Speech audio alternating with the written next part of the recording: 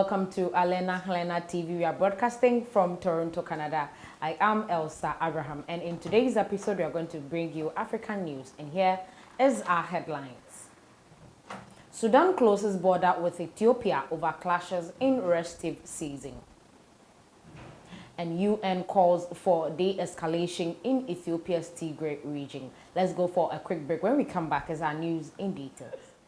Welcome back from that short break. Now is our news in details. Sudan closed its borders with Ethiopia on concerns that clashes in a northern region of the neighboring country may spread. The action is aimed at stopping fighters in Ethiopia's Tigray region from crossing the frontier.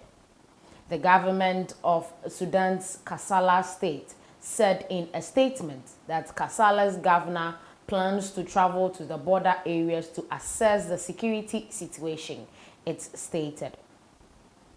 Ethiopia's military clashed with forces loyal to Tigray's ruling Tigray People's Liberation Front for a second day on Thursday.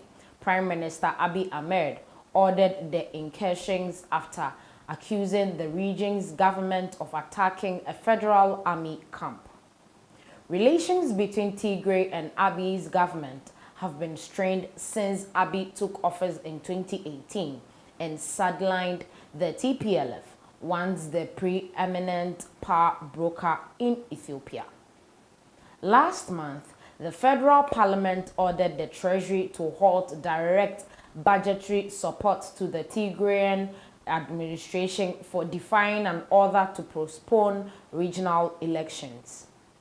Tigray's leaders said the withholding of funding was unconstitutional and tantamount to a declaration of war.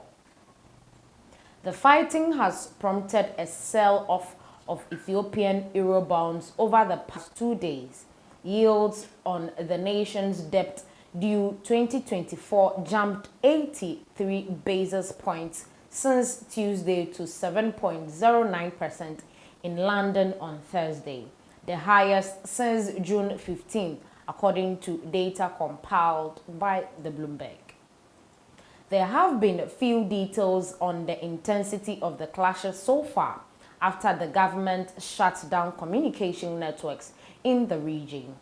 2 foreign diplomats briefed on the violence said they have received reports of heavy fighting in 3 areas that have caused dozens of casualties. The areas include the north of the city of Gondar, about 420 kilometers, 261 miles north of the capital, Addis Ababa, the town of Humera, and around a military facility in Dansha.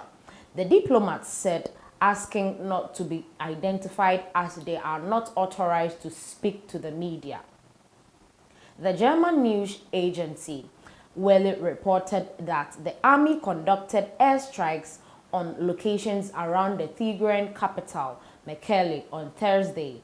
State Minister of Foreign Affairs Redwan Hussein said he couldn't comment when contacted by Bloomberg on Friday. Security forces on both sides of the conflict sustained injuries, the Deputy Chief of Army Berhanu Jula told reporters on Thursday. Our country has entered into a war it didn't anticipate, Berhanu said in the capital, Addis Ababa, adding that the government anticipates the conflict will not spread. The war will not come to the center. It will end in Tigray, he said. Abiy has so far resisted diplomatic pressure to halt the military offensive. U.S. Secretary of State Michael Pompeo on Thursday called for immediate action to restore the peace and de-escalate the tensions. Moving on to the next story, UN calls for de-escalation in Ethiopia's Tigray region. The United Nations has called for immediate de-escalation in Ethiopia's northern Tigray region, where federal troops have been exchanging fire with the powerful ethnic faction that led the ruling coalition for decades. Prime Minister Abiy Ahmed's government is mobilizing troops from around the country and sending them to Tigray after 2 days of clashes between government forces and the Tigray People's Liberation Front. The stability of Ethiopia is important for the entire Horn of Africa region. I call for an immediate de-escalation of tensions and a peaceful resolution to the dispute, the UN Secretary General Antonio Guterres said in a message on Twitter. Abiy Ahmed said today that the military offensive had limited objectives.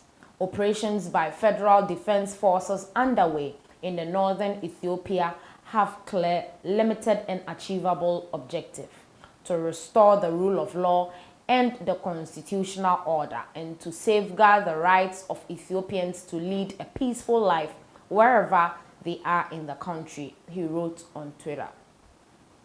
Sporadic sounds of shelling could be heard from Aburafi town near the Tigray-Amara border at 3 a.m. on Friday, a humanitarian worker in the area told the Reuters News. Two foreign diplomats briefed on the violence told Bloomberg that they have received reports of heavy fighting in 3 areas that have caused dozens of casualties. The areas include the north of the city of Gondar, about 420 kilometers north of the capital, Addis Ababa, the town of Humera, and around a military facility at Dansha. Mr. Abiy has so far resisted diplomatic pressure to halt the military offensive. U.S. Secretary General of State Michael Pompeo on Thursday called for immediate action to restore the peace and the de-escalation of tension.